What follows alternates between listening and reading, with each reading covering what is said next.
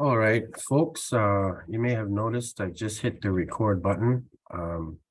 That's just so we can revisit this information and these teachings in the future. You'll be able to find it on our website. I'm Kevin George. I'm from the Office of Indigenous Relations at U Waterloo. I'm here to unofficially welcome you. Just need to take care of some of the boring but very important details. The first was the recording, but we are in webinar mode. So your cameras are off and your mics are off. So if you had a long day at work and you're just getting home into your comfy sweats, nobody's judging you. So just get comfortable and relax and enjoy this time here. Another note about accessibility. Unfortunately, these auto captions don't do a good job with Mino-bimaadiziwin. So we will have an accessible version available online about a week after the show starts. So please visit us, and if you need to revisit it and have those accessibility features available, they will be. Yep, so we're gonna have a real great talk today. If you need to ask some questions, you will have a chance. Please put them in the Q&A. Feel free to talk in the chat. We can't see you. So yeah, again, don't worry about that. I know if we could, it'd just be a lot of good looking sacred people, but we're glad you're here. If you're as pumped as I am, I can feel those digital vibes. They just feel good.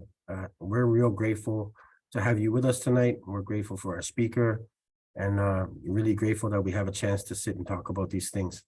With that, I'm going to introduce our Director of Indigenous Relations, Melissa Ireland, and she's going to take us through the rest of this evening. Miigwech. Oh, miigwech. Ani bojo, sega, wache, hello and greetings. Wapske benesi kwe, Indigenous, wapshishi dodem, Curve Donjaba, Waterloo, and Diane. My name is Melissa Ireland. I'm Mississauga Anishinaabe Kwe. I'm citizen of Curve Lake First Nation, and I'm Martin Clan. I send greetings to each and every one of you joining this day on behalf of the Office of Indigenous Relations at the University of Waterloo. I want to acknowledge we're coming together in a good way to welcome James Vukelich Kaagegaabaw to an event here today, and you're in the right place. I myself am not a language speaker, but work a little bit every day as an active recovery and reclamation. And I can honestly say that I've turned to James's work online in support of my learning and goals. And I'm sure I'm not the only one here who's thrilled that he could join us. I want to say Chimagwech to Kevin George also for all the hard work he's done to assemble us together. And I want to turn our minds to acknowledging the lands. So the University of Waterloo acknowledges that much of our work takes place on the traditional territory of the neutral Anishinaabe and Haudenosaunee peoples. Our Waterloo campus is situated on the Haldimand Tract, the land granted to the Six Nations that includes 6 miles on either side of the Grand River. Our active work towards reconciliation takes place across the campuses with the research, learning, teaching, and community building, and it's centralized within our office in the Office of Indigenous Relations. So let us come together with open hearts and open minds to learn what we are meant to today. Let us pick up the knowledge that we need to help us learn, to do the work that needs to be done. I know we are here today to introduce James, so let me introduce him. It's a huge privilege and honor. James Vukelich Kaagegaabaw is a descendant of Turtle Mountain. He's an international speaker, author, and creator of Ojibwe Word of the Day. His mission is to inspire people to live a good life by sharing ancient wisdom to influence modern solutions through Indigenous perspective. James is recognized as a leading voice on the interconnectedness of language and culture. His keen insights were developed through speaking with and recording elders and native language speakers, many who have passed on, in Canada, Michigan, Minnesota, and these have been a part of the Ojibwe Language Dictionary Project. So for over 20 years, James has moved seamlessly through diverse settings locally and internationally. In addition to keynote speeches for academic or philanthropic business and community organizations, he facilitates local community roundtable groups. He has consulted with school districts, colleges, historical societies, and government agencies to develop and teach language and cultural programs. He has also been featured on numerous podcasts, radio, television, in addition to publications. And when he's not speaking, teaching, writing, or traveling, James enjoys spending time with his wife and son in the South Metro. Also, I hear he has a new book. So James, we are so glad you're with us, and I invite you to share. Miigwech.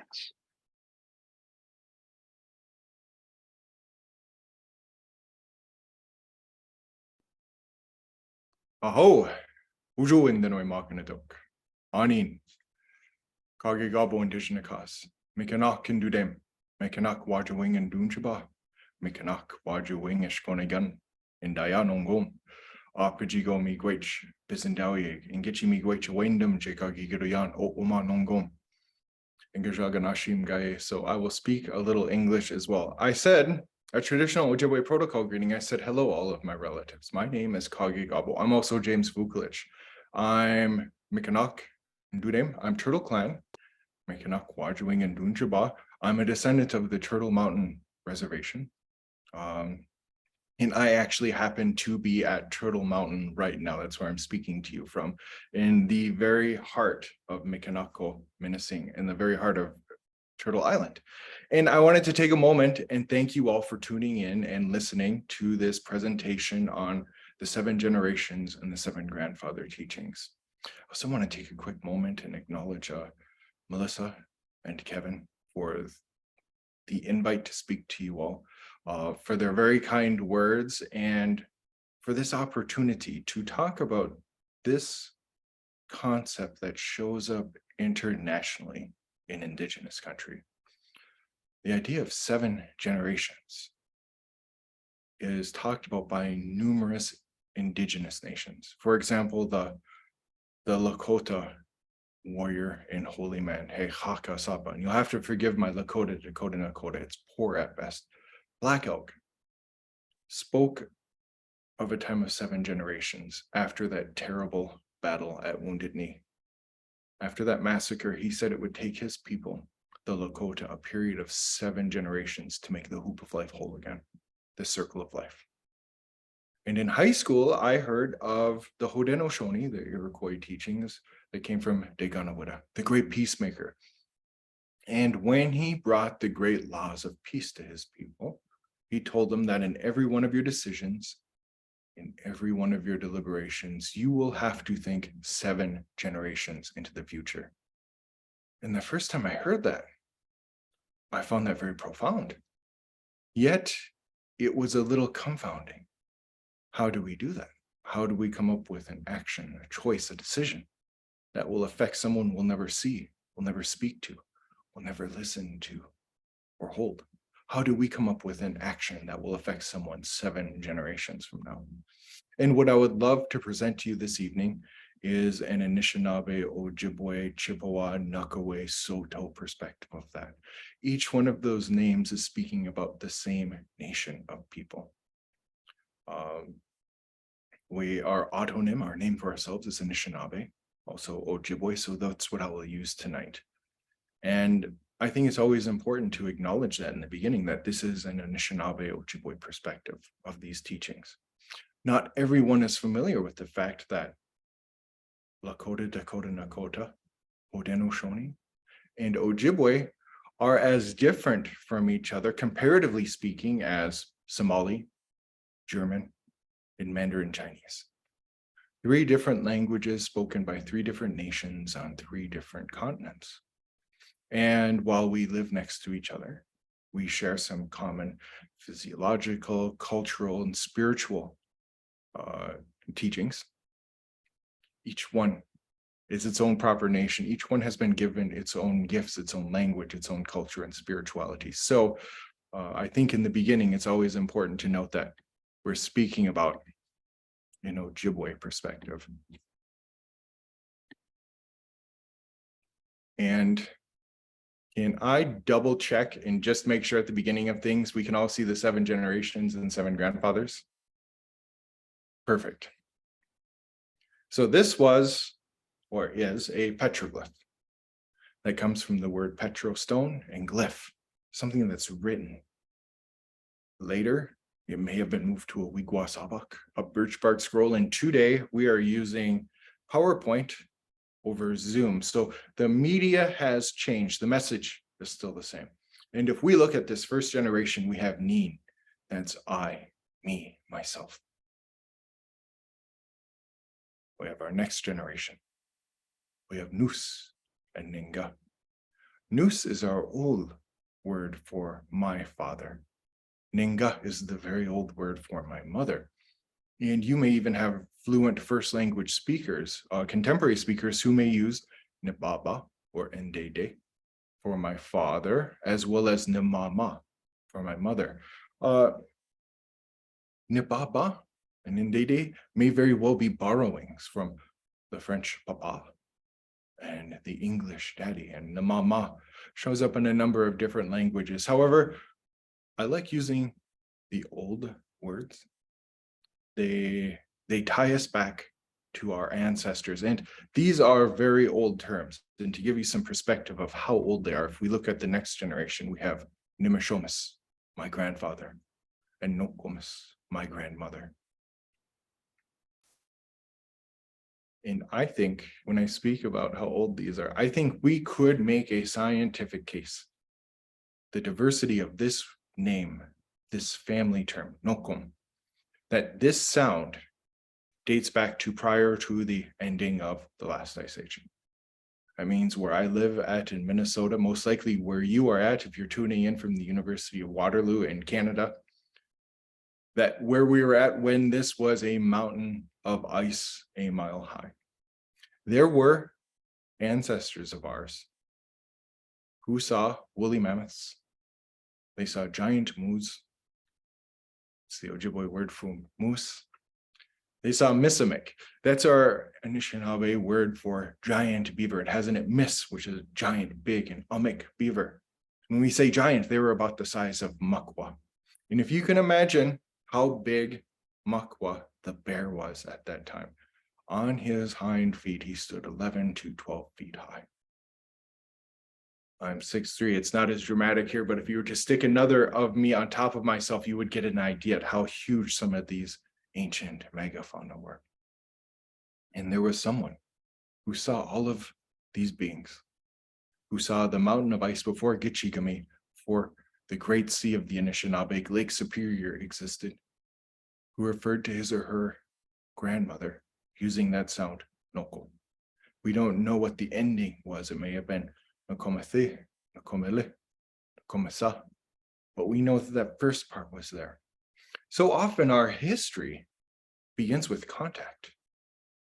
And, you know, from another perspective, contact, that's just a drop in the bucket. Our history goes back thousands upon thousands of years.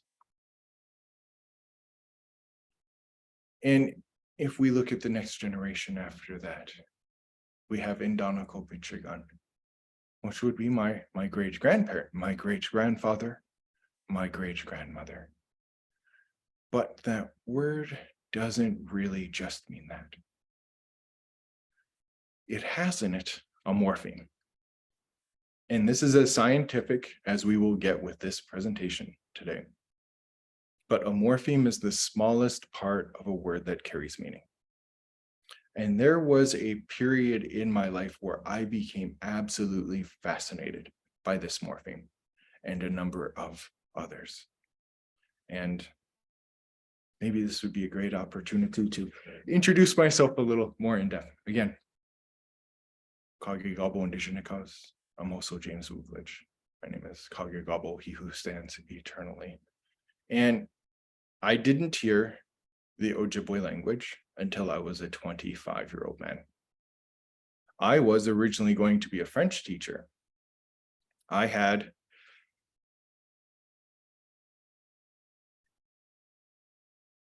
began with film and video. From there, I moved to English, and then I discovered French literature, and I was so fascinated, and I found it so beautiful that I decided I wanted to learn the French language. And the best way to do that, in my opinion, was through immersion. So I had picked up and I had moved to Canada. I studied at the Université de Québec at Trois-Rivières, the University of Quebec in Three Rivers at Trois-Rivières. I did French immersion for a year at the university there. And when I came back to the United States, I had every intention of becoming a French teacher. I decided to go back to City College to get my credits to graduate. And I had to take another course in order to get my full financial aid package, grants, loans. And I saw Ojibwe was being offered. Now, by this time in my life, I had studied French. Of course, I had studied Italian and even a little bit of Latin in middle school. And I saw Ojibwe was being offered. And I thought, well, my mom's Ojibwe, my grandma's Ojibwe. I should give this a try. And I remember going to the bookstore and picking up the book Portage Lake by Nawakamakukwaiban, by the late Maud Keg, opening up the book and seeing this word Ogiabajatunawan. And when you see it written in double vowel, it took up most of the page. And I was fascinated. I asked myself, who uses a word this long? What does this word mean? And I remember so vividly going to that first class and hearing the most fascinating story about myself I'd never been told. Pre-K through university, I had never had exposure to Indigenous language, to Indigenous culture. And I was all in at this point. Despite having moved to another country to learn another language, I went all in Ojibwe. I had used those skills that I had learned in acquiring another language to learn pretty quickly how to conjugate verbs, how to speak, how to practice. And after I studied at City College in Minneapolis, I moved to the Fond du Lac Tribal College, where I had a chance to study with Kaagegaabaw, the late Dr. Dan Jones. And then I moved to the University of Minnesota, where I had a chance to study with Onijotewan. That word means two hearts. It's our Ojibwe word for twin. His twin brother, Peibamabanes, Dr. Dennis Jones. And while I was at the University of Minnesota, I had an opportunity to not just learn the language, but to study with fluent first language speakers, to study with hereditary chiefs, with medicine people, with elders, as well as with the world's leading linguistic expert in the language. After I had graduated with a degree in Native American studies with an Ojibwe language emphasis, I had a chance to teach. I had a chance to teach at high schools, at university, the structure and grammar of the language. I was absolutely fascinated by it. And when I decided to go back to grad school, I went into linguistics. One, to understand a number of articles, scholarly journals that had been written about our language, to learn the jargon and maybe interpret that to people who didn't have ready access or knowledge of that. Very specific terminology. I had an opportunity to work on the Ojibwe People's Language Dictionary, which is a landmark in Indigenous lexicography. It is an iceberg. It is so huge. And while I was studying it, I began to notice patterns in the language. Now, I didn't grow up with the language. I wasn't a fluent first language speaker. I was a second language learner.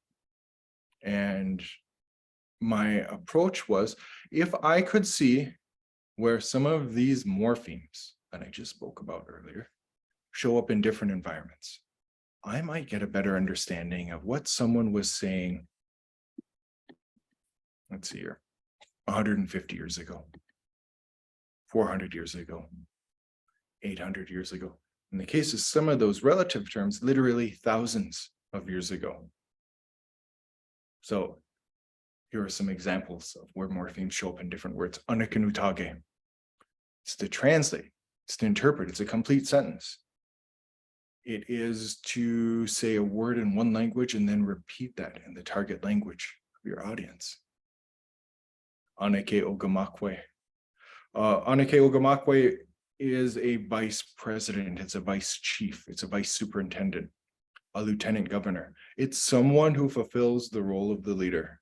The current leader can no longer do so. If you'll note the que suffix at the end of this word, we're speaking about a woman. This could be a reference to Vice President Harris here in the United States, or Lieutenant Governor Flanagan, who is the first Indigenous woman to hold that role, to hold that position in Minnesota. Anakegama.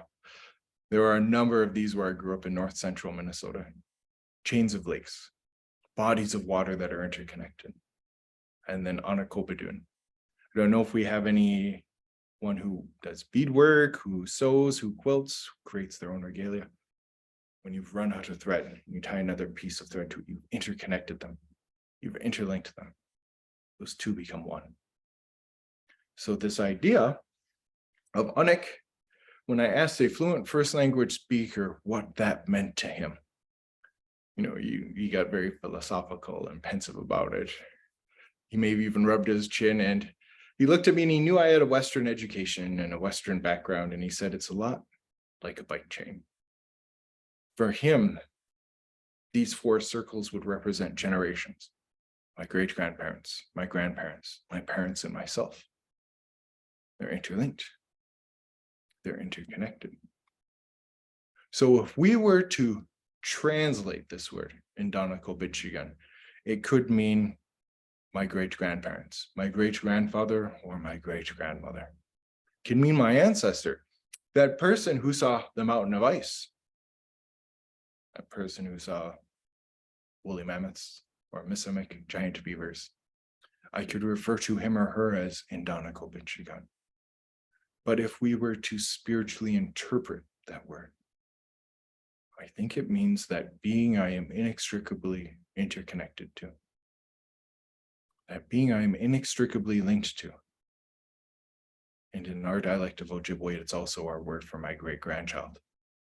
We use the same term for one another. Sometimes I wonder, they're actually saying I am you. So if we look at a petroglyph like this holistically, if it works going up, it should work going down. We'll start at the top. Nin, that's I, me, myself. Ivingosis, that's my son. And Nanis is my daughter. Nujis. This was when I was in the Onigaming Lake of the Woods area, actually in Kenora. This is if I'm addressing my grandchild, I'm speaking to them. Nujis, you could say Nujiseak. In some areas in Minnesota, we say Nuzis with a Z sound, and if you go to the plains, you'll hear it with an S, Nusis. Mutually intelligible by each one, by fluent speakers in each part of Anishinaabe Waking, Ojibwe land. They would simply know if you're from the north, the south, or from the plains. Then we look at our next generation in Danakobitshigan, my great-grandchild, my great-grandson, my great-granddaughter, and they call me in Danakobitshigan. So if you look at that word logically, it implies, the moment you say it, 7 generations. 7 generations that are punctuated intergenerationally by this concept of I am inextricably interconnected to you. I am inextricably linked to you. And whatever is going to affect me is going to affect you. When I was an Ojibwe teacher, I would often be asked, well, how do you translate that word, 7 generations, into Ojibwe? And it's almost too clumsy of a question. They don't need a word for it. You have one relative term that implies in it immediately 7 generations. And this idea of interconnectedness, this idea of sequence, the moment I understood it, it brought up a number of teachings that take place both scientifically and spiritually all over the world. One of the spiritual teachings, this idea of interconnection or being interlinked, of sequence, that came up was this word, which you may not recognize right away in Sanskrit, but you'll probably recognize it now. Karma. This is an ancient Sanskrit word. It shows up in a number of Eastern Asian religions. And sometimes it's mistaken for the law of cause and effect. But really, when you look at the root of that word, it has an ikrit, which is our actions, our deeds.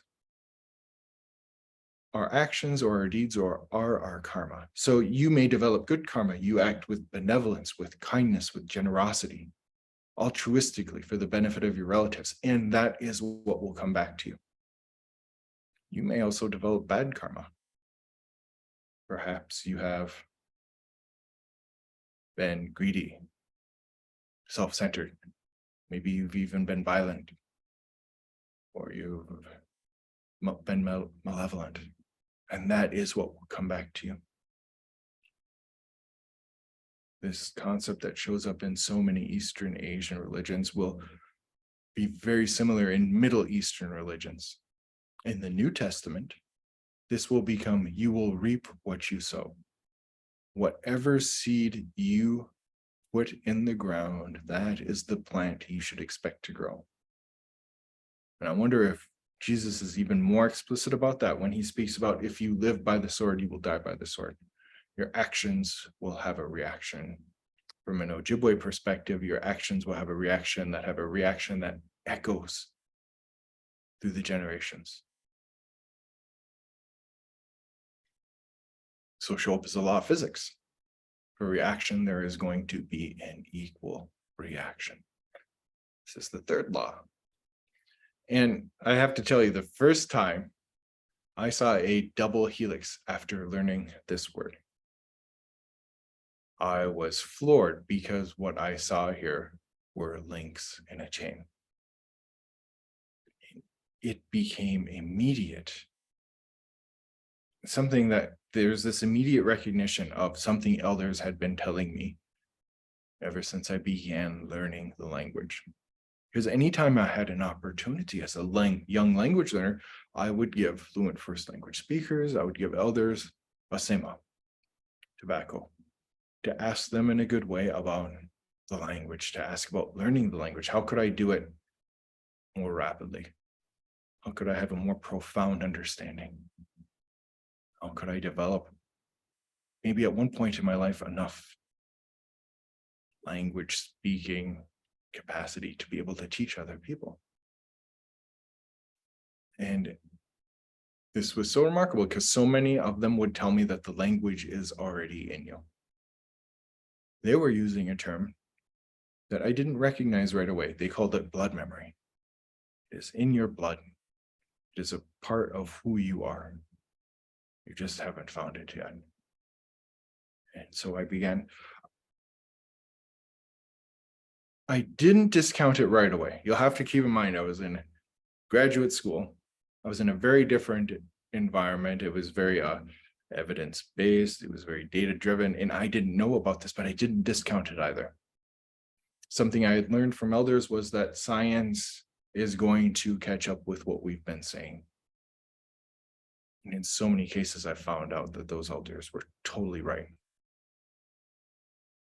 And it came to mind when I heard of this concept called intergenerational trauma. It was the same idea with a different name. And when I thought about what I had inherited from my great-grandparents, what would I be passing down to my great-grandchildren? It would be my DNA. It'd be the very building blocks of my being. It made me think of my great-grandfather's experience. And I just had a moment here because I am literally on the land where he ended up. He was born 100 years before me. And in 1875, he would have seen a lot of change in his life.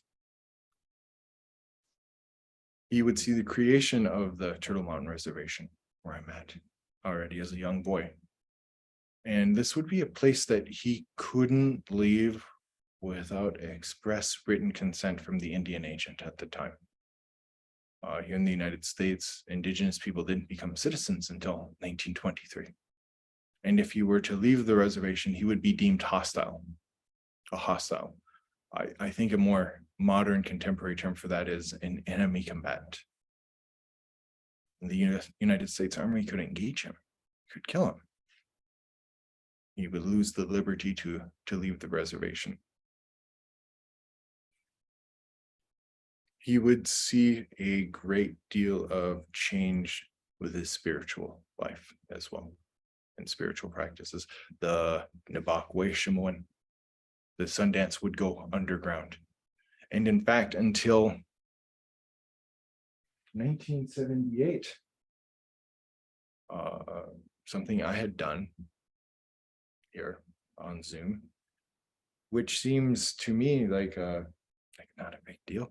I was able to I smudged with, I used my Wingash. I introduced myself in the Ojibwe language. And in his day and age, that may have been an arrestable offense. Now, he wouldn't do hard time for that. Maybe he'd spend a night in jail. But the ceremonies had been outlawed, which is such a weird thing to hear about a place that celebrates, religious freedom. And his family structure would be changed. I like when I have an opportunity to do this talk live with an audience and ask them, this is a fair question. Did it seem strange to you that a person who has an Ojibwe mother and an Ojibwe grandmother didn't hear the language until he was a 25-year-old man? That's a fair question. And there's a very good reason for that. My great-grandfather's child, my grandmother, would go to a residential school in Canada. His granddaughter, my mother, would go to a boarding school. There's a little bit of difference in the nomenclature. In Canada, I know they use residential school. Here in the United States, we say boarding school. And these were places that were total institutions.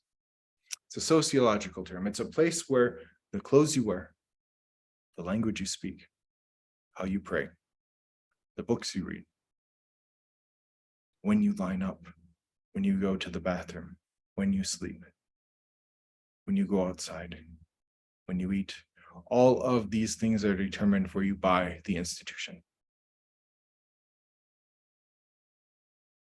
Everyone watching this probably knows of two perfect examples of total institutions. One would be the military, the other prison. And in this, we know that there was absolutely no exposure at all to Indigenous language, culture, history, or spirituality. In fact, I had a chance to travel to Bawating or Bawatigong, depending on your dialect, in Sault Ste. Marie, where I had a chance to speak to a number of residential school survivors there from the Spanish school, some who were still speakers, Ojibwe speakers. And one of the Ojibwe men who held on to his language despite the boarding school, the residential school experience, told me that that was their goal. It was to destroy the language, the culture, the history, the spirituality. Here in the United States, the mission statement was openly spoken about, that it was to kill the Indian in order to save the man. And we know of a number of cases already of children who did not survive the boarding school or the residential school experience. And a number of cases through truth and reconciliation of mental, emotional, physical, spiritual, and sexual abuse that took place there. And when I speak of intergenerational trauma, I want to point out that, when I compare their experience to my own, I can choose to live anywhere I would like here in the United States. I can smudge. I can not only learn my language in school, but speak it without any fear of reprisal. I can live, pray, speak any way I'd like. Yet so many people, even in my generation, are dealing with the problems that people all over North America are beset with the opiate epidemic, as well as methamphetamine abuse. You may have unsafe sexual practices, maybe chronic overspending, maybe internet addiction or gambling, which is weird to say because I am at an Otage Wigamagong. I'm here at a casino. You have people who I wonder if they are dealing with someone's pain that is not their own. And with the latest studies in epigenetics, people are looking at cases of children who go through something incredibly traumatic, particularly children. In many of these residential school survivors went to school at 5 and 6 years old. That's when they were removed from their homes. And if you go through something incredibly traumatic, your body and the very chemicals it will produce when it's going through that can literally change your DNA. The body's naturally intelligent. It's giving the next generation a better chance at surviving in this new environment.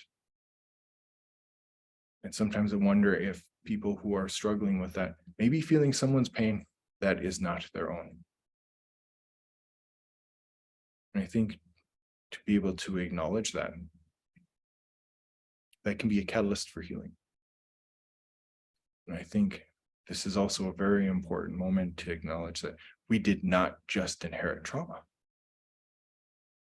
The fact that I'm able to speak to you all internationally through Zoom, despite yet another pandemic in 2023, that despite that systematic effort to destroy the language, the culture, the history, the spirituality, we have endured, shows me we've inherited strength of heart, fortitude, resilience. The pride I have in sharing some of these words that are literally thousands of years old. So we have inherited that as well. I have to tell you, the first time I began to understand this idea of 7 generations, it clicked when it was in the language. I recall the old man who was, as I was walking into a lecture in the inner city of Minneapolis at Center School. It was an Indigenous magnet school for Indian students in the middle of the city. He asked me, do you understand this concept of 7 generations? And like I had heard of it. Of course, I mean, it's in the mandates of our nonprofits. There are educational associations called 7 generations. And I was like, I get it. He's like, it's very simple. It's very easy. It's all in the language. This idea of interconnection. And I saw it in that word part, in the morphemes of the language. And I listened very closely as he was speaking. He was telling me that when he was growing up, elders, people of a certain age, would try to avoid using this word "ni" for I, me, myself. And if you see this translated into Latin, you'll see the word ego. Now, everyone who is watching this has dealt with someone who is egotistical, egocentric, maybe even egomaniacal. Someone who is looking out for number one. How can I become more accomplished, more successful, more attractive, more educated, more cultured, more wealthy than you? I am looking out for number one. And it struck me what they're trying to do is maybe say that this idea of ego may not really exist. For them, I am interconnected to all of my relatives. In fact, I am a link in the chain going all the way back and going all the way forward. I can't really say I am all of my relatives. And all of my relatives are me. I know it's kind of a long word. I'll leave full screen so you can see that. Oh, that's when you're addressing all of your relatives in Dinuimaaganatok. I'm all of them. For them, the spiritual teaching from their worldview was only Kaagegaabaw, only the creator, only the kind spirit, the benevolent mystery can say, I, excluding you. Human beings can't. We're interconnected. We're interlinked. So I have to tell you, the first time that I heard that, I was floored, because it began to make sense. Finally, I'd been in all of these, I'd been going to ceremonies. I had heard elders speak of 7 generations. I had heard them speak of, we're all related. Gedinawindaman. We're all related. And all of a sudden it made sense. I am all of my relatives. And all of my relatives are me. And I have to tell you, after it clicked, that joy was short-lived. Because all of a sudden there was this awesome feeling that was rising within me. It was the realization that every single thing, every action, every choice, every decision I make is going to affect someone I'll never see, visit with, speak to, listen to, or hold. Every single thing I do is going to affect someone 7 generations from now. I had spiritual and scientific proof of this. And that awesome feeling, which it wasn't anxiety, it wasn't fear, but it was, I want to treat that person well. It was maybe the birth of responsibility within me. I was responsible as a relative. And it had answered this question, of maybe existential teenage angst. Why was I born? Why am I here? Why do I exist? The culture and the language had explained this, had an answer for me.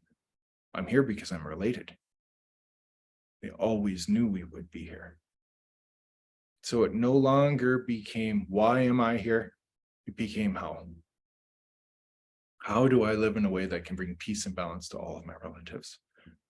How can I live without conflict with my relatives or my environment, my ecosystem?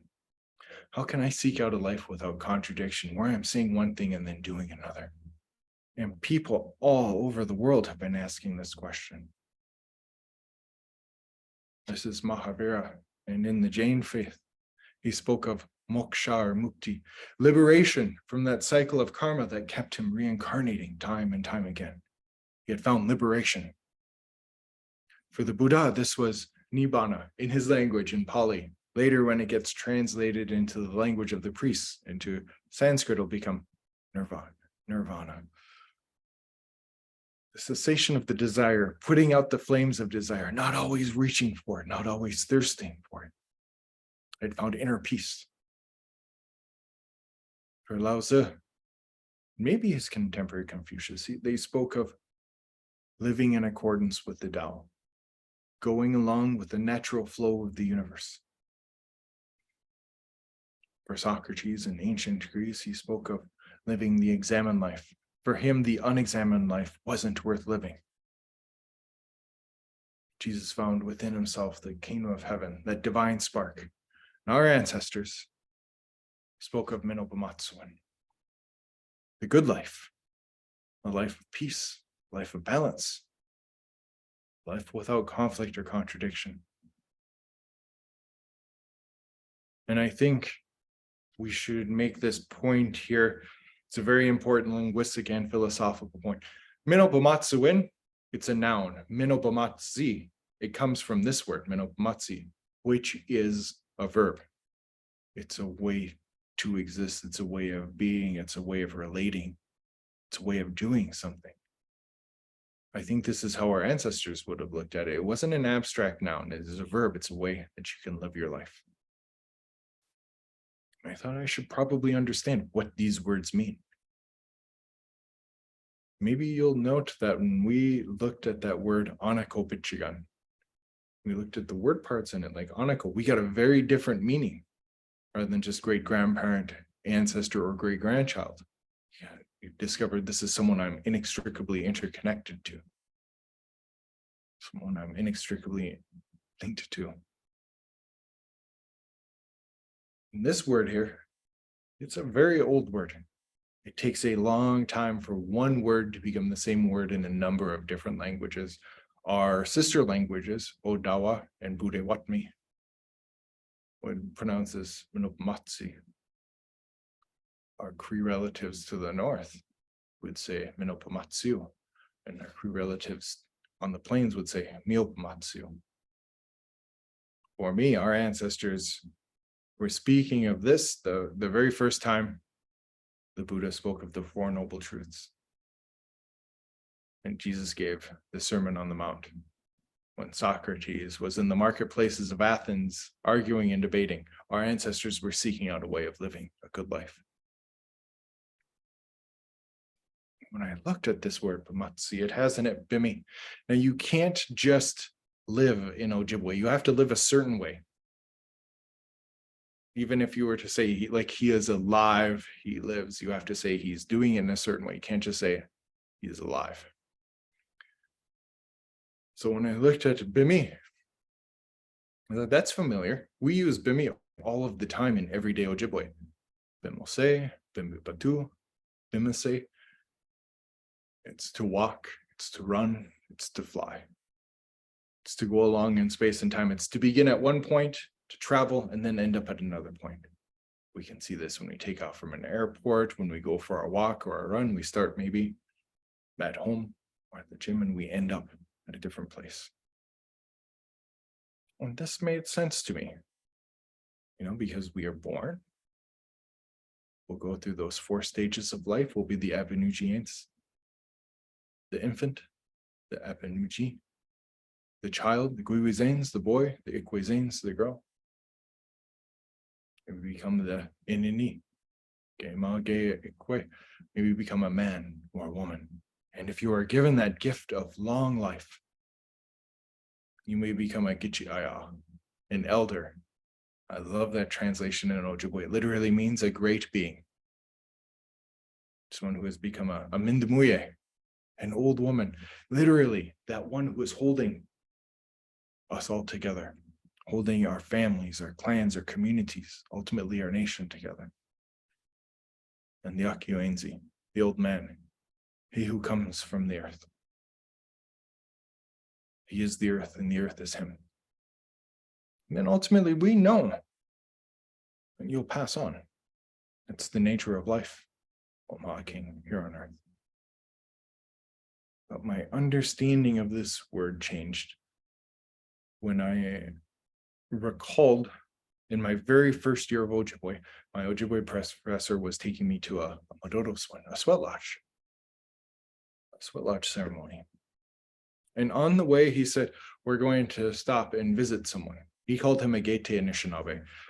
In American English, he had said, he's an old-time Indian. This had been a fellow who had been born in a lodge, spent the first years of his life on a trap line. And now he was in the big city. He was in the hospital. He was getting ready to pass on. He was already a very old man. And he said, we're going to go visit with him. That's old-time culture. That's old-time tradition. And I can, as I got a little older, I was able to appreciate what that must have meant to this elder, to this Gete Anishinaabe, in this very alien environment in a hospital in the middle of a big city, to hear his language. Maybe for one more time, to speak and to visit. I recall when our teacher said, oh yeah, we're on our way to a sweat, and it was Minwin Dakwat. That's well thought of. That's good. And as we were walking out, my Ojibwe professor looked at me and he said, as we were going through the hall and getting on the elevator, he said, in his day and age, they had a different word that they used for death. They had, of course, nibble, he or she dies, but they would use giwe, he or she is going home. When I applied that teaching to this word, it changed everything. It was no longer, we were born, we live, we die. that Giwe had for me implied the spirit world. It is that whatever it is that is animating us, whatever it is that is mysterious, is eternal. It doesn't have a beginning nor an end. That mysterious, and I love that word in Ojibwe Manadu, it can mean mysterious, it can also mean spirit. Whatever it is that's animating us comes here, is born, has a human experience. And after that experience is done, it goes home, it goes back to from whence it came. For me, mino-bimaadiziwin was no longer, Bimaadzi was no longer, he or she is alive. Bimaadizi was, he or she, the eternal is moving through the impermanent. The eternal, which is whatever it is that's animating us, our spirit, our soul, whatever that may be, is having an experience in our body, which we know has a beginning and an end. For me, life was the eternal moving through the impermanent. And it made me think, well, what is it then to be good? I should probably know this as well. And there was this image that I think perfectly reflects this Indigenous view of good, this Anishinaabe worldview of what is good. There was an elder who in northern Manitoba, he was a former chief, and he was describing in a story what we see Norval more so as depicted here, Ozawabako Benesi. Here we see Benesi, the thunderbird, hunting Misiganabik, the giant serpent. And during this story, the old man had made a side note, and he said, Benesi is always hunting Misiganabik. And he pointed out to the anthropologist who was writing down the story that, that may seem like conflict. But what's going on here is that if the thunderbird does not hunt the giant serpents will overpopulate and overrun the world. It will become uninhabitable by anyone, including the giant serpents. However, if the giant serpent doesn't feed the thunderbird can't survive. What we may see at one level as being conflict is actually the maintenance of balance. For him, this was the environment in which good comes from. The environment of balance. It was neither one side nor another. For me, this is an indigenous version of a yin-yang. That ancient Chinese and Taoist symbol, where you'll see both a field of white and black with dots and circles in each one. One can't exist without the other. So if I were to translate mino-bimaadiziwin, it is the eternal is moving through the impermanent in complete balance, complete peace with its relatives, with its ecosystem. Then my question became, how? How can I do that? How can I lead that life? And our ancestors left us the way to do that. With the Vukelich Kaagegaabaw, Kaagegaabaw. So, a side note, I've had a chance to speak in communities where there have been a number of fluent first speakers, and when they've heard the name Dibakonege, some of them giggled. It's a modern day version of judge. Dibakonege wekwe, Dibakonege weneni. That dib, it's to measure. Akon is with a wood-like article in your hand. So the measurement was a judgment, it was a ruling, it was a sentence, and the akon was the gavel. However, if we look at a pre-contact meaning, and this is definitely a pre-contact word, as Gichi, great, Dibakonege, just to make a decision, that wood-like article that they're speaking about, it's the okij, it's the pipe stem. It's from the opwagan, the sacred pipe, maybe one of our most valuable sacred gifts we've ever received. It's a nikon, it is a a partner. It is, well, a being that we can use to give thanks, to make relationships with other nations, to ask for help, to pray, to acknowledge our relatives. It implies in that word, this is something that's been meditated upon and mediated with the four medicines, the asema, the tobacco, the gijik, the cedar, the wingush, the sweetgrass, and the bushkode jibik or mushkode washk, depending on your dialect, the sage. I would translate this word as the sacred law, the great law. We also call these the seven grandfather teachings. Maybe you noticed Kaagegaabaw and Interconnectedness. Kaagegaabaw is related to my name, Kage, eternal.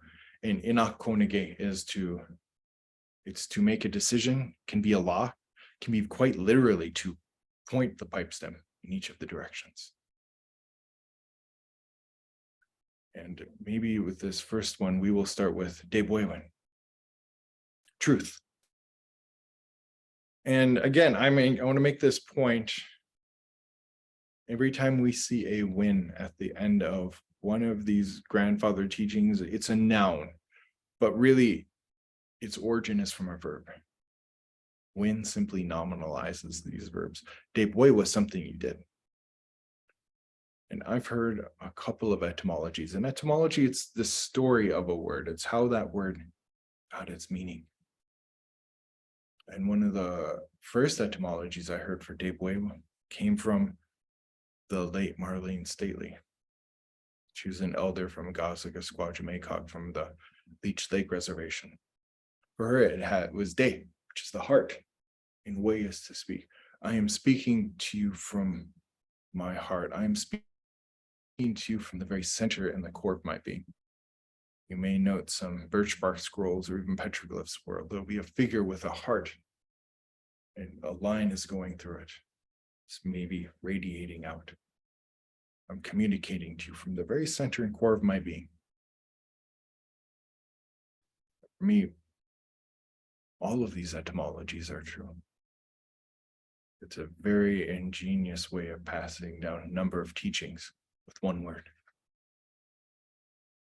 Another I heard from the late Basil Johnson, when he spoke at the University of Minnesota. I found this video cassette in, the depths of Indian studies at the University of Minnesota. And of course, when I saw it was Basil Johnson, I had to listen. And he was speaking about truth as Deb to a certain extent, where you can't surpass it, you can't go past it, and Way was to speak. And during this lecture, he related an anecdote about a flying community, a place where the culture was isolated, yet insulated. It was isolated because you had to fly into the community.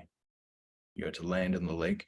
I mean, in the winter, in the, 1930s, 1940s, you may have been able to snowmobile or dog sled in, maybe canoe in, but because it was so isolated, it was insulated. At that time, there were still a number of monolingual Ojibwe speakers, people who used the language every day because everyone they spoke to used Ojibwe. They had no reason yet to learn or even use French or English. So court would come to their communities once a month. Court would fly in, there'd be a judge, bailiff, legal representation, and you would need interpreters. You would need translators for the monolingual speakers. And when they were asked to tell the truth, the whole truth, and nothing but the truth, there are many of them who said, I can't do that. And it wasn't they were saying, I can't tell you the truth. What they were saying is, I can only speak to a certain extent from my experience. I can tell you everything I saw, I witnessed, I was a party to. That may or may not be the full truth, the complete truth. I thought that was a very beautiful way of describing the truth. I'm speaking my truth to you from my perspective. But I think if we look at truth the same way as Buddha, Socrates, Lao Tzu looked at truth, then we're talking about something eternal, something that doesn't have a beginning or an end. I wonder if the language is censoring itself here. I wonder if it's saying, I can't define something eternal to you. You're using the wrong tool for the job. If it's that way to speak, and our language being the sound of our thoughts, then our thoughts have a beginning and end. Can't comprehend something like this. They can't describe it. Often we can get mixed up with our words and the words we think in our head with the things that actually are. I can say nibi to you all, but that's not water. This is water.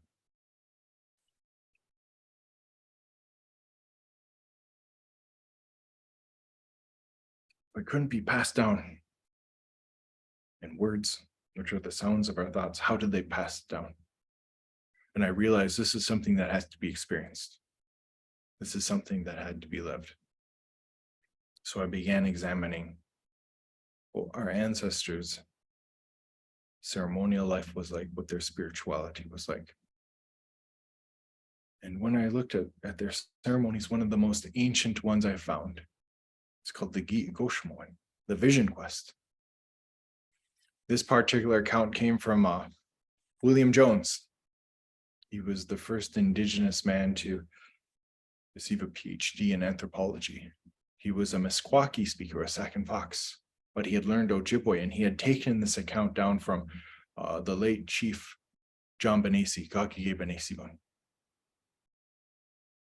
He had done this in Thunder Bay around 1903 or 1904. And the old man had recounted his first time fasting. Now, he was already a pretty old man at this time, so this may have taken place in the 1830s or 1840s. He recalled being woken up by his father. He used that old word for my father, noose. Noose woke me up. He lived in a lodge, and his father had two dishes. One dish had meejim in it, food. Weas, venison, minan berries, manoman, wild rice, mandaman, corn. And the other had a kakange, charcoal. Now this boy realizes he's being presented a choice. And there's an incredibly important teaching in that. No one can make you do it. No one can do it for you. Grandma and grandpa can't go on the fast for you.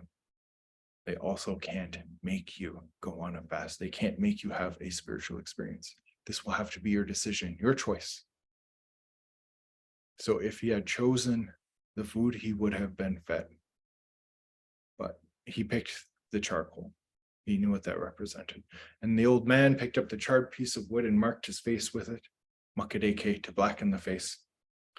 And for the next 4 days and 3 nights, he went without food.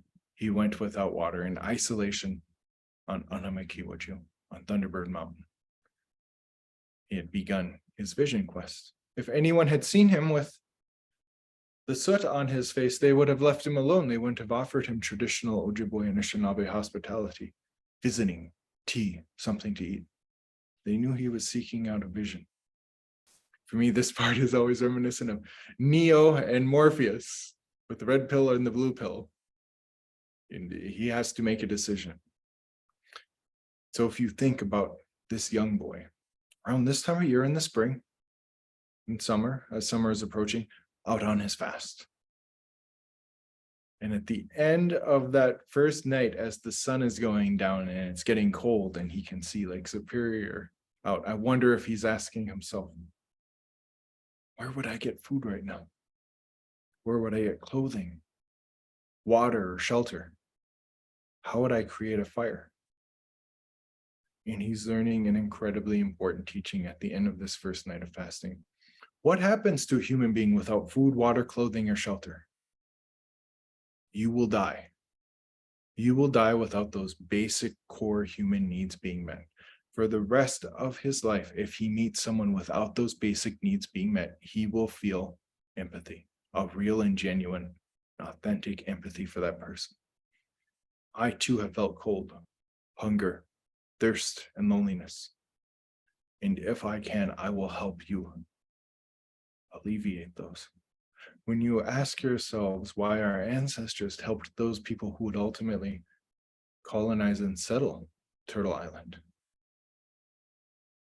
they helped them because it was embedded in their spirituality. It was embedded in how you were supposed to treat your fellow relative. And now, when he asks himself, where do I get those things? Where do I get my food, water, clothing, and shelter? And if you're an Anishinaabe person in the 1830s, those all come from the earth. And now he's beginning to understand the mino-bimaadiziwin, our next grandfather teaching, humility. Dabas, it means low. Ain is to think, and dizo is of oneself. I think lowly of myself. This boy realizes that, it is the oasiag, it's the four-legged, who are giving me leather, who are feeding me, who are giving me a lodge. It's the swimmers, the giguyag, it's the benashiag, who are feeding and taking care of me. It's the mushkiki. I love that word for medicine in Ojibwe. Mushkiki means mushk, strength, and the key is the earth. It's the strength of the earth when we need healing and nourishment. Anishinaabe seeks out the strength of the earth. He looks at the mittigug, the trees. They're giving him a lodge. They're giving him fire. They're giving him, in some cases, food. They're giving him the very oxygen he needs to breathe. And when he observes the nibi, the water, he is able to see something that is giving life to all of the environment. At this point, he realizes I have a relationship with each one of these beings. And it's that relationship that makes them relatives. How often I have been asked when I use that term in mino-bimaadiziwin, are you just speaking about human beings? No, not at all. Not at all. The moment you say that word in mino-bimaadiziwin, you are recognizing each one of those beings you have a relationship with. The Aki, and the earth as well. The Asanik, the grandfathers, the stones even. I am addressing all of you. It is because we have a relationship. That is what makes you a relative. It's no longer just a genetic tie that binds us together, or even a societal one. It is a relationship that I have with all these beings. They are all relatives. And I am not more important than them. In fact, I cannot live without them. I will die. He's putting Anishinaabe, the human being, where the human being belongs. One of the etymologies I've heard for that word Anishinaabe, human being, comes from the Nigigunsminikaning Reserve, the Red Gut First Nation on Rainy Lake. For them, that is Anisha, nothing. The Abe is the being. Anishinaabe is the one who is nothing without the creator, the one who is nothing without his or her relatives. And the Onigaming area of Lake of the Woods, it's the one who is humble before the creator. I am not more important than all of my relatives. In fact, I am less than, because I cannot survive without you. And that kind of humility brings with it respect. Mino-bimaadiziwin is it's respect, but really it's to go easy on.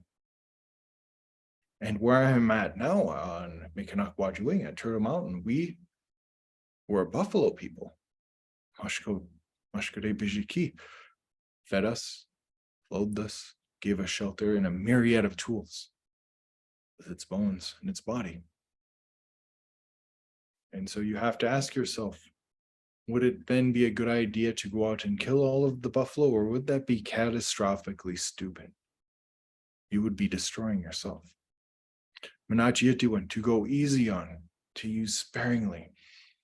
Take enough to feed yourself, to clothe yourself, to shelter yourself, and then leave the rest behind. Take only what you need. Go easy on the earth. Go easy on your relatives.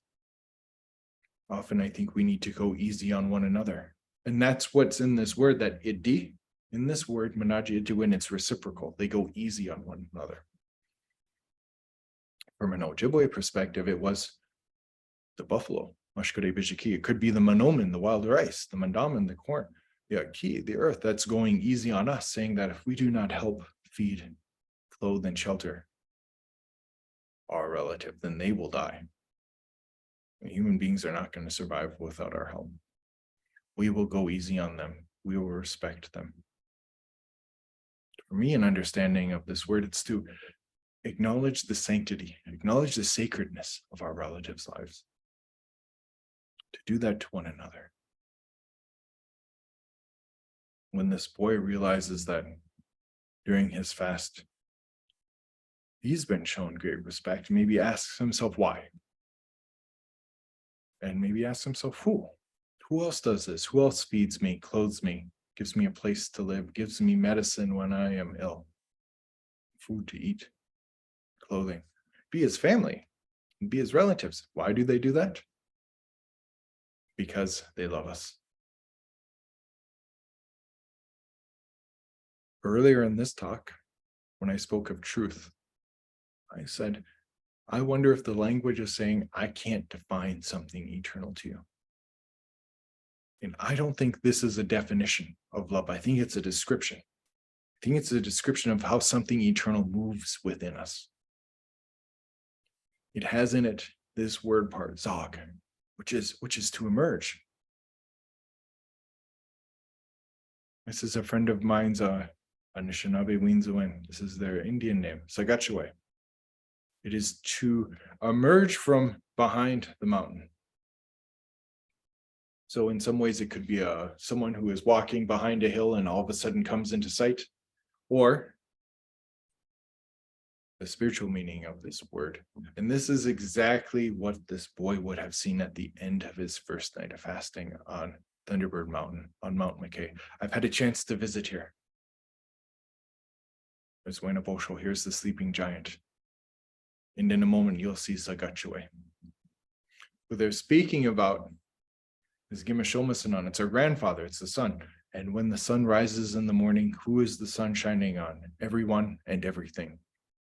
What we are seeing here is, what does the Creator's unconditional love for human beings look like for Anishinaabeg? It has to be something for everyone and everything. And it's something that we're seeing by example, not by description or definition.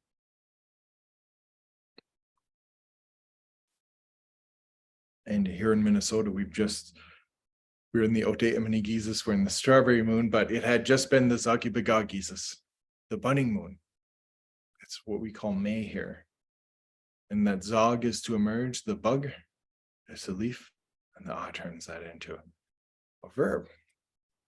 Zagibaga is really, here's the example of corn, mandamin. You'll note as spring comes, the days become longer.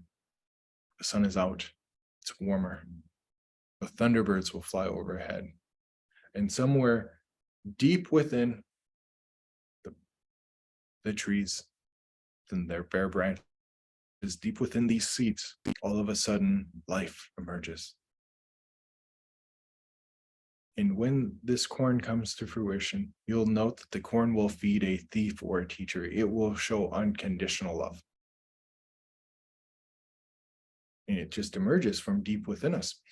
And I like that because it's not something that is thought of. You can never say, I'm going to love this person. It's never genuine. It's never authentic. It's why I think I've never seen a poem, a sculpture, a painting, something that captures that feeling that we have for our children, our parents, our grandparents, our nieces and nephews, our cousins. It's because it's something that can't be thought of. It doesn't come from there. It comes from deep within. And there's not just one way to say love in the language. There's also showenam, which would mean to pity, to love unconditionally, to bless. There are 2-month names that I think capture this meaning perfectly. Because it can be hard to get to some maybe English or Indo-European speaking languages. to have three definitions, to have three translations for one word. One that I'd love to share would be the mino-bimaadiziwin. It's the suckerfish moon. It is the name for February in our dialect of Ojibwe.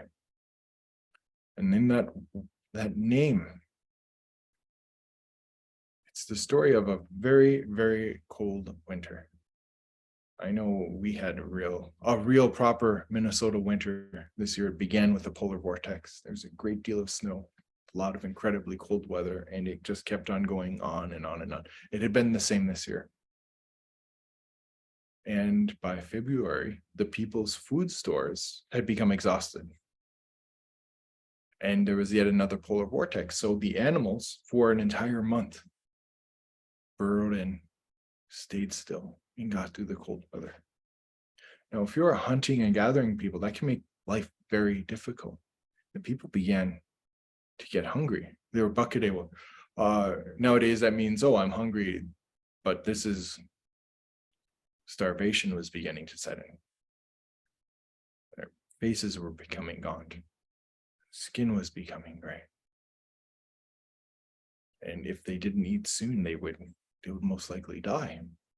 And so they did what they were instructed to do. They asked for help.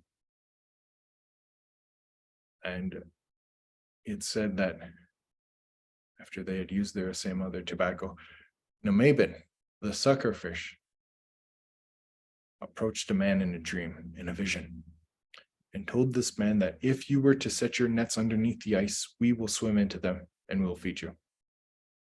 We will save you. This man woke up from his dream, from his vision, shared this with the other people, and that's what they did at once. They began putting their nets underneath the ice. Now, when it gets really cold like this, most fish will swim towards the bottom of a lake or a river. However, the bottom dwellers, the bottom feeders, will go towards the ice. And Namabin went into the nets and alleviated and saved our lives. Here we see an example of what it means to really have shawanim, to have pity, to look at these human beings who are getting ready to starve to death and show them pity, to show them compassion, to acknowledge them with unconditional love. I will feed you, I will give you my body so that you may survive. And in that, blessing us with life. We can see exactly what that word means in a story like that. We can also realize why this boy is fasting. He's using ancient spiritual technology. Imagine if you were to see a child with soot all over his face, alone, hungry, thirsty, cold, by himself. This is how Anishinaabe goes out on a fast, goes out on a vision quest. This child is not wearing his finest regalia, not wearing eagle feathers. He is alone, cold, dirty, and hungry. And this is how he is presenting himself to the spirits. And maybe he will find a Buwagan, a dream helper. I know often they'll use that term spirit animal. A Buwagan is probably a more appropriate term. Someone who will look at this child and have compassion for them, to show them unconditional love, and to bless them with spiritual help throughout their lives. Help that they'll definitely need in order to survive here.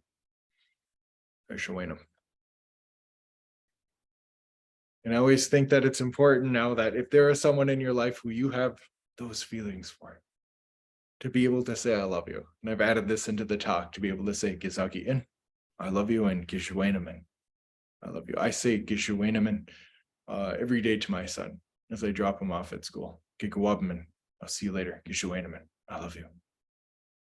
And you'll note that at the end of prayers, the end of a ceremony, you'll often hear Shuenamishanam, Shuenamishanam, Shuenamishanam, Shuenamishanam. Please bless. Please have compassion. Please love all of us unconditionally. You rarely pray for yourself. If you truly believed in what you were asking for, you would ask for your relative the same thing you are asking for yourself. And in closing with this teaching, I think we have to remember that if this is one of those sacred laws, if this is how you are supposed to treat all of your relatives, and yet you are all of your relatives, should you show yourself the same love that you show your relatives? Saki it to love oneself. That kind of love brings a transformative aspect to yourself. This teaching, Zungade Ewan, bravery, courage, it really means Zung, strong, and de, heart. If you tell someone they are brave in Ojibwe, you're saying you have a strong heart. You're courageous, you're brave. And there was a story that radically transformed my point of view on this word. It's the coming of the big drum, the Bwanji Dewegan, to the Ojibwe people. And where I'm at now in North Dakota, or it may have been South Dakota, the states didn't exist yet. They called it Dakota Territory. There was a Dakota village that came under attack by the Chimokumanak. That's our Ojibwe word for American. It means long knife. It's a reference to the bayonets at the end of their rifles. And the soldiers had arrived at the Dakota village to destroy it, to annihilate it. And it said a woman, Wiaka Shintingwing, tail feather woman, hid for her life. In the water, she used a hollow reed to breathe through so she could remain completely submerged and not be discovered. If she were discovered, she would have been killed on the spot. They weren't there to take prisoners. They were there to destroy. And it said while she is hiding for her life for 3 or 4 days, she receives a vision where Wakan Tonka, the great spirit, the great mystery, tells her that the spirit is very disappointed now human beings are living their lives. We look at that time in American history, this is a very violent period. The Civil War has just ended. The wars for the Great Plains are raging, and the Dakota aren't just fighting the Americans. They're also in a war with the Ojibwe, and we don't know how long that conflict had been going on. Maybe 100 winters, maybe 200 winters, but there had never been peace between the nations. And she is told that if the Dakota were to present a drum to the Ojibwe, it would bring peace to both of their nations. These are examples of Bwanji Dewegan, or in some cases, Bwani Dewegan, Dakota drums. And it said, Wiaka Shintung, Tailfeather woman, is able to escape mystically. She brings her vision to the nearest Dakota village where she relates it to the holy men there, and they begin at once creating this drum. And it said when they present this drum to the Ojibwe at Mississauga at the original Mystic Lake, the Midewakan, that and they accept it. And they are able to sit with each other at the drum. When they sound it, it represents both of their hearts beating at once. When you look at what this word means in the language, it has in it de, the heart. Way is the sound of voice in a gun. It's the instrument, the tool. This is the sound. This is the instrument that makes the sound of the heart. The dewa gun. It represents both their hearts beating at once. When they were singing, they were speaking with one voice. When the smoke was coming up from the opwagan, the chanupa, the pipes, from the smudge, it represented their prayers and aspirations raising up to the heavens. And these were people who were able to sit at the same drum, people who had brought the worst of what war has to offer to each other. Pain, violence, brutality, anxiety, rage, terror, bereavement, poverty. And here they were able to sit with one another. And at that moment, they stated that no matter what happens, I shall never raise my hand to you again.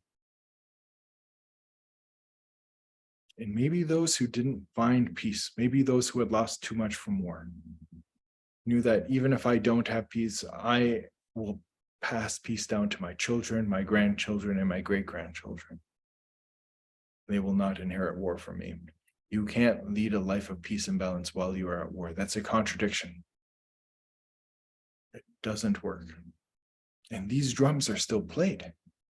These drums were just played in Mille Lacs every spring and in every fall season. And it strikes me the beauty of this, where when we are in great need, who did the Spirit send but a woman with a drum to bring peace to our nations? And this peace has endured.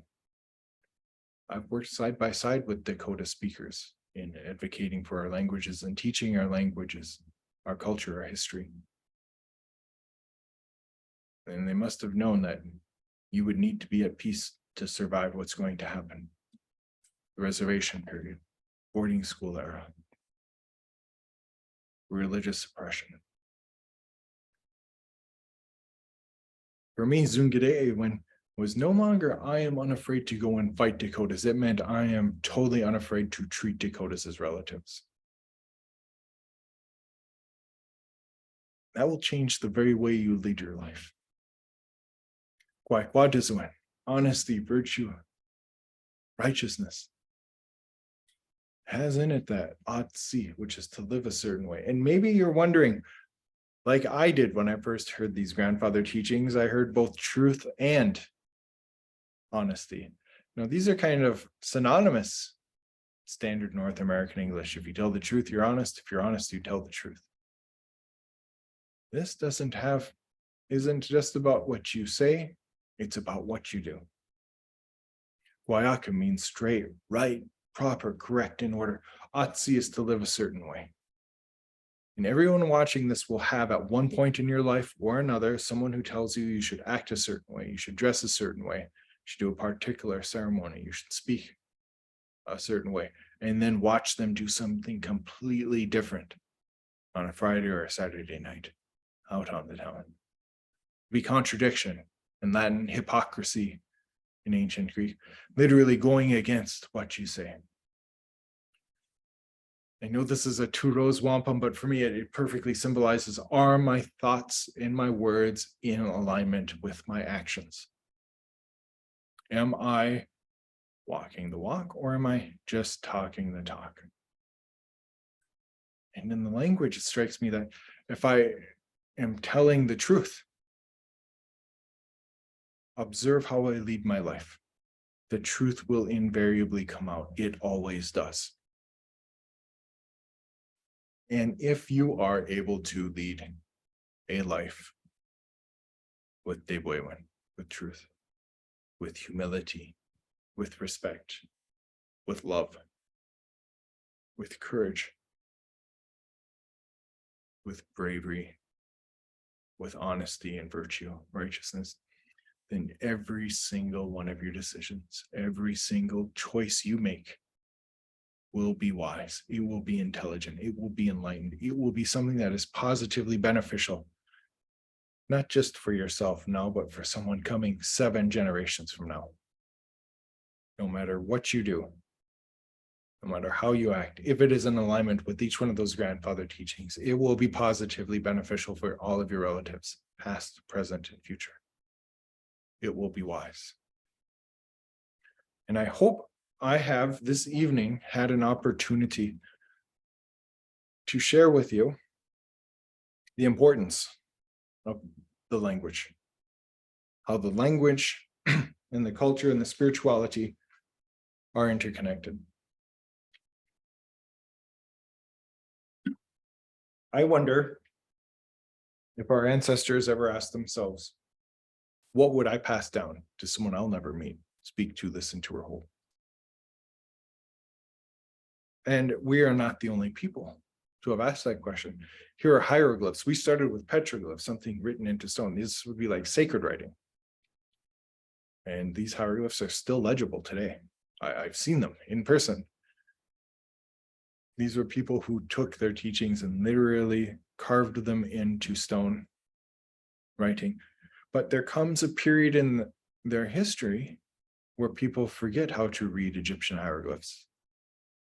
They'll forget how to write them. They'll even forget what language they're written in. What we're seeing here with these cartouches are examples of the first time they realized that, they weren't just drawing pictures, they were literally writing. And all of that knowledge that painstakingly carved into stone had been lost for thousands of years. This is a way to invest in the future. It's to literally carve something into stone. The Mayans would as well. Mayans had such detailed astronomical knowledge that it takes NASA until the late 60s, early 70s to catch up with their predictions of where planets and stars would be. And they wrote it all down.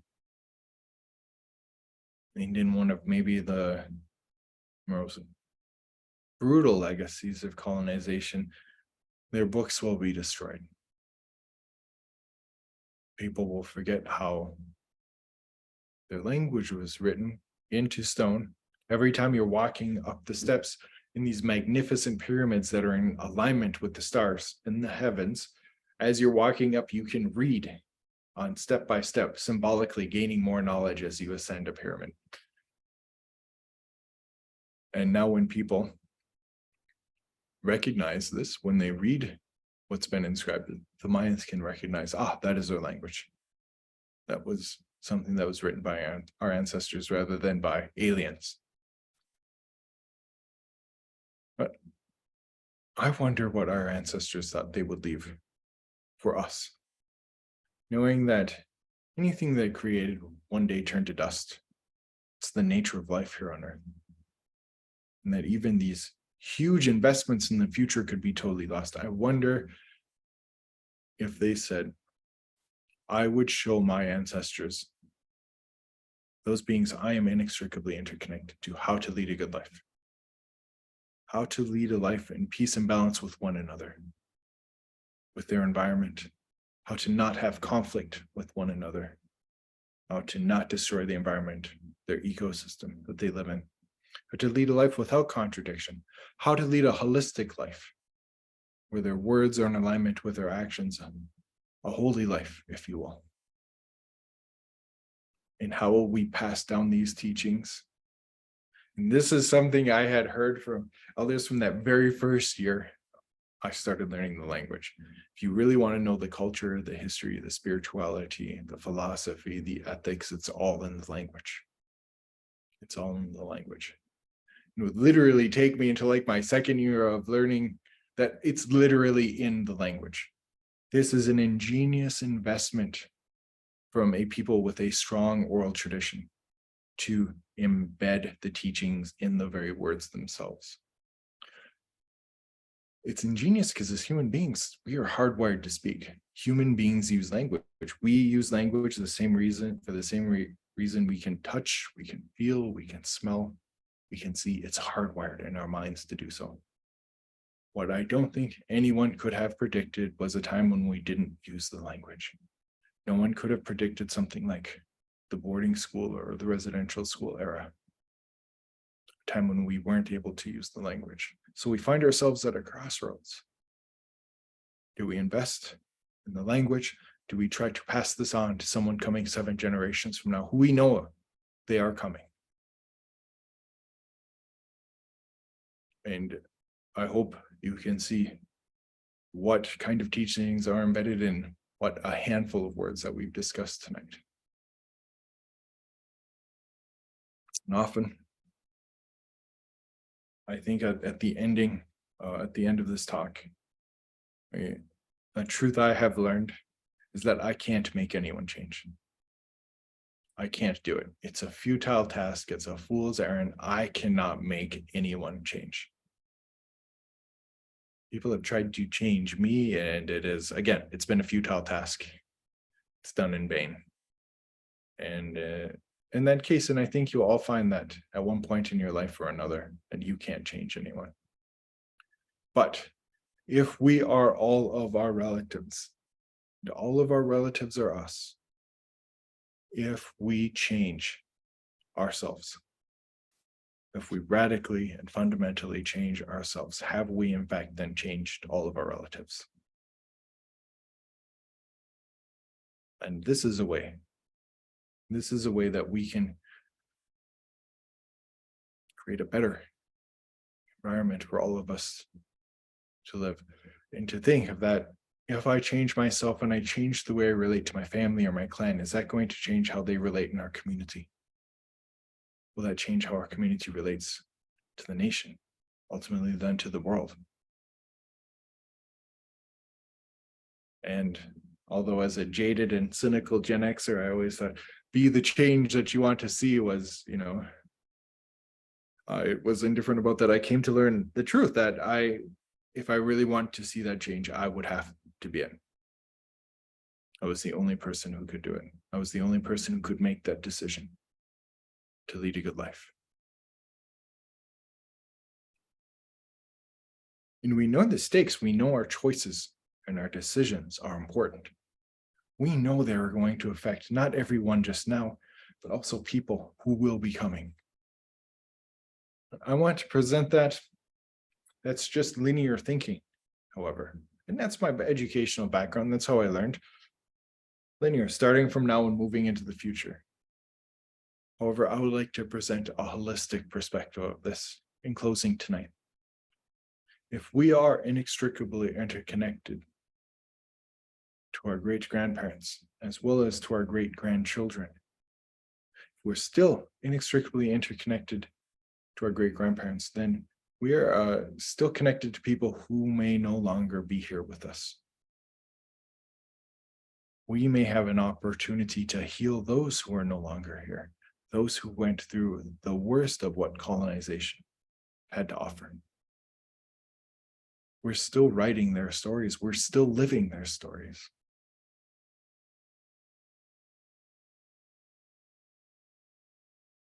This may be an opportunity to help those who are no longer with us. And when I am asked how, well, how should I do that? How shall I change the world? How should I live in a way that's positively beneficial for someone past, present, and future? How can I live in a way that brings peace and balance to someone I'll never meet, speak to, listen to, or hold? And I'll answer, seek out a good life. Lead a life with dialects, with truth. Speak from the center and core of your being. Seek out a life with humility. You don't exalt yourself above your relatives. You can acknowledge that truth that you are all of your relatives. I am not more important than all of my relatives. I am my relatives. Show one another, not yet doing, respect, to go easy on one another, to acknowledge the sanctity, the sacredness of your relatives' lives, to have that unconditional compassion and love for one another. The strength of heart, the courage to make those hard decisions in our lives. And in our lives, you will have those moments where it will be difficult. To lead a life with honesty, virtue, righteousness, where your words are in alignment with your actions. A holistic life, a holy life. Then you will act with wisdom. You'll act with intelligence. You'll act in an enlightened way that is something positively beneficial. Again, for generations who are coming. You will truly lead a good life. You'll live well. The natural consequence of that will be to have good health. And at that moment, I want to take a moment and say, Pichigo miigwech isendawi. Thank you all so much for listening to this talk. I have been delighted to have had an opportunity to speak to you all this evening, to have shared these teachings locally, nationally, and internationally. And I don't know if you can see it here. And James Vukelich, and I'm going to put this in the chat, or maybe one of our administrators can. I have recently written a book that is available right now on the Amazon store, the Kindle ebook version. I released that on my birthday on June 1st, and then on June 21st, you'll be able to purchase a copy, paperback from Amazon. But I would like to maybe put that in the chat and take a few moments to answer questions. And again, yeah, please take a moment to keep up with me, or to keep in touch with me on my website. Please feel free to join my email list. I'd love to be able to keep in touch with you. And the book is literally the teachings I've just gone over. The book is called The 7 Generations and the 7 Grandfather Teachings. And it is a chance that for me that I had to write these down for people who had maybe seen the teachings, or people who wanted to learn about their friends, their neighbors, and their relatives about a perspective of what it means to act for someone 7 generations from now, and how can we do that? And I can see the Q&A here. Oh wow, you guys are very kind. Thank you so much for listening tonight. That's really, and yeah, someone wants to know I pre-ordered the book. Yeah, you can pre-order the ebook right now. I don't know in the chat, we can put that there. Marcy Donna. Oh, namigwechwendam gayanin. I too am happy about this.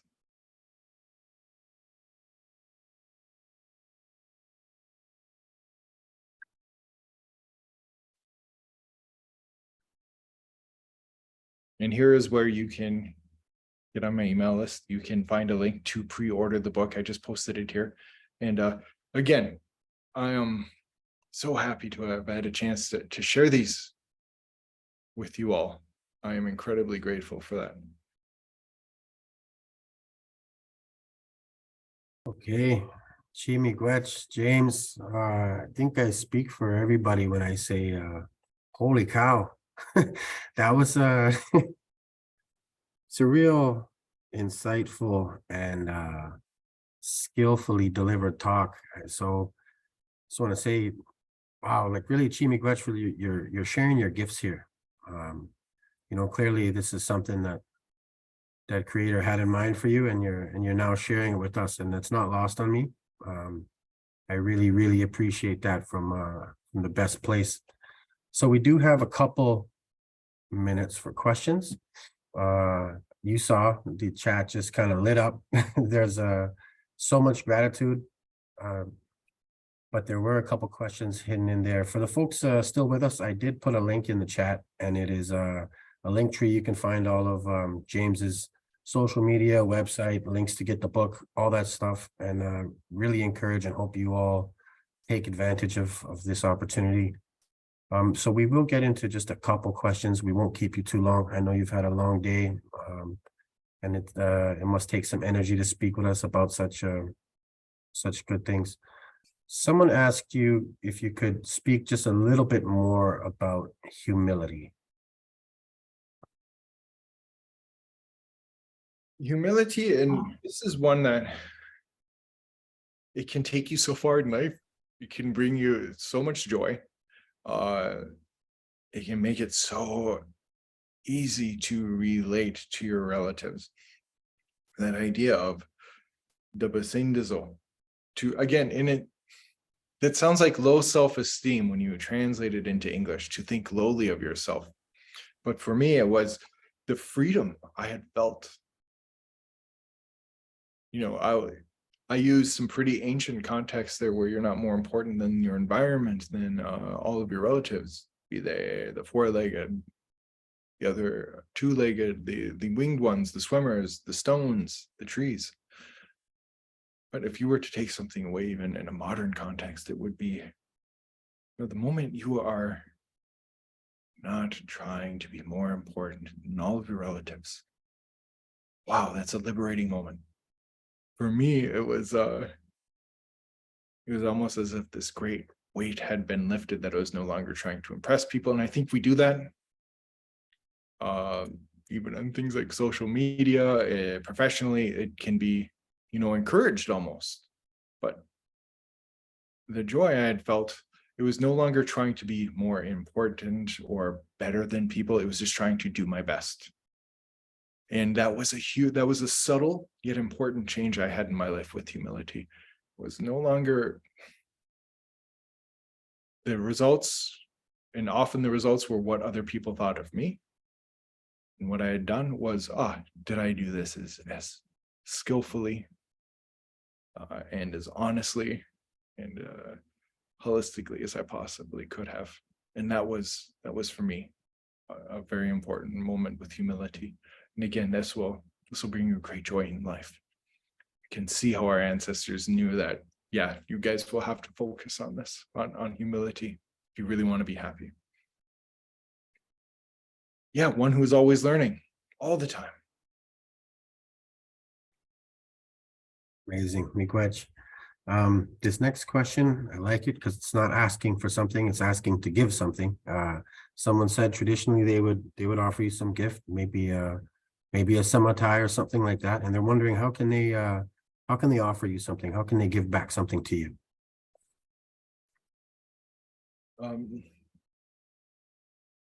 Well, for that you've taken some time out of your life. A time is maybe one of the most important and valuable things we have. I'm incredibly grateful that you've taken some time to share with me. But someone just said buy the book, and I'm glad you said it, so I didn't have to. So yeah, go ahead.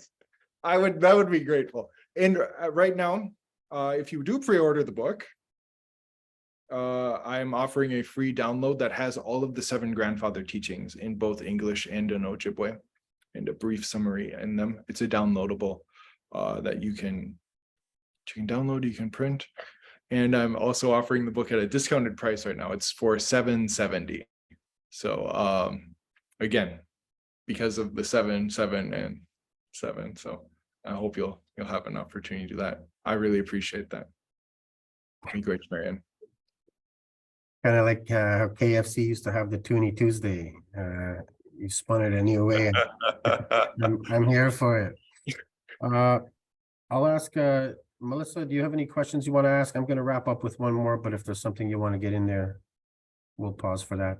No, just my extreme thanks. That was so beautiful and going to take away so much. And I love just thinking about mino-bimaadiziwin and living a good life, and I'm going to take that away. So Miigwech, and I'm so grateful. Miigwech Kaagegaabaw. Miigwech Bizendawian. Thank you so much. Thank you for listening. Okay, we'll just get one more question from you.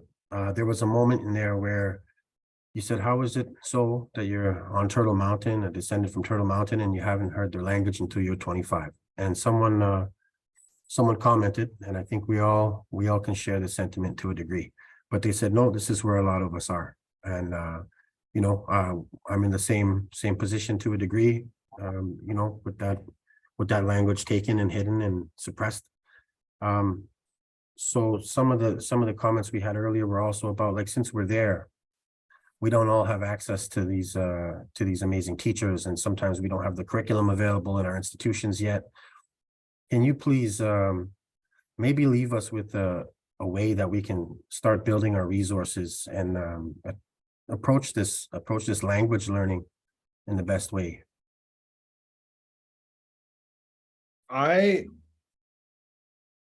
will put it this way. One, I'm Generation X. So when I first started learning the language, I had like literally cassette tapes and photocopies of books. So I have had an opportunity to see a lot of curriculum develop and be available in a number of places. So if you're seeking out language acquisition, there are, for example, classes that are being offered in your community.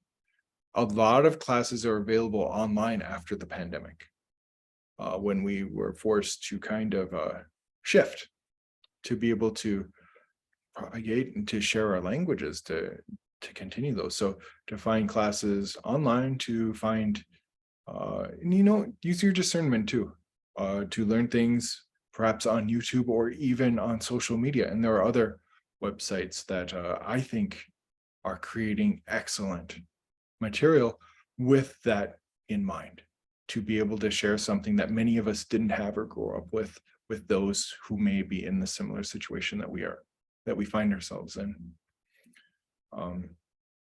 If you are looking for a suggestion to get started learning the language, Mille Lacs, which is an Anishinaabe reservation in Minnesota, is offering a Rosetta Stone course, which is incredibly inexpensive.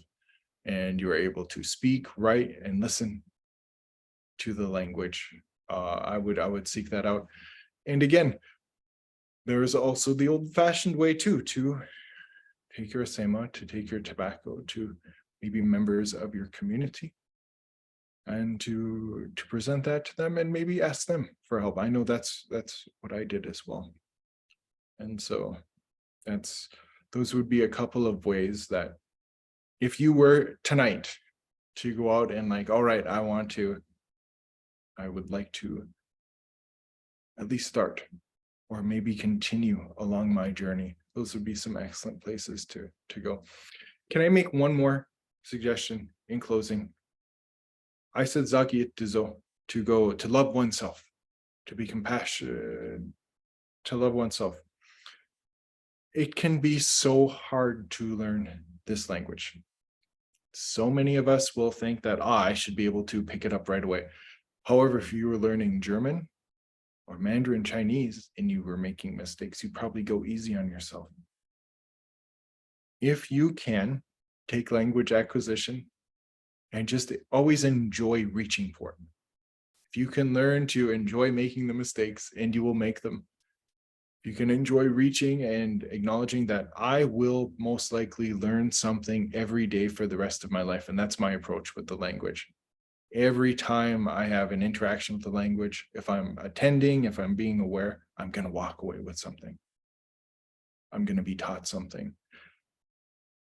To go easy on yourself when you're making mistakes, then you will learn, then you will love learning the language for the rest of your life. And that is something incredibly important. So, that's what I will say about that. That's really awesome. Really appreciate that. So someone just asked, how can they see the recording afterwards? Please visit our website, Indigenous Relations U Waterloo. You can check it out there and revisit this, because if most of you are like me, I really need to take some time and sit with what I've just taken. So it's going to be good to revisit it, and then I'm going to check this book out, and I'm going to revisit it often. So I'm really blessed and glad. I'm going to stick to our promise to let you get some rest, recover your voice, recover your energy after giving so much to us.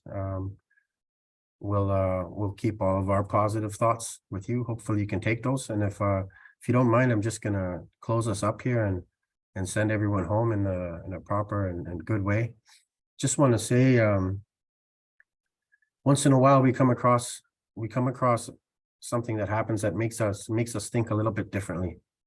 And I feel like that's what happened here this evening. We took these teachings. James used his gift and brought these teachings from our ancestors and from the Creator, and he shared them with us. And we experienced that together. So when we talk about mino-bimaadiziwin, we really are all connected. And now we're kind of connected in this way too. I feel like we've all taken something from this and we've done it together. I just wanted to say I'm so grateful for everybody for visiting here, for sharing this time, as James said. It's so important. It's the middle of your evening. You've had long days, and you're being here for the presentation, for the culture, for yourselves, for your family, for those generations to come. It's really inspirational, and it makes me so happy to see Indigenous folks just feeling good and being excellent. So with that, I'm just going to say, go enjoy your evenings with your loved ones. Take care of yourselves. And I hope that we all get together again soon. Miigwech, Bama Pi, Gigawabaminawa. Miigwech.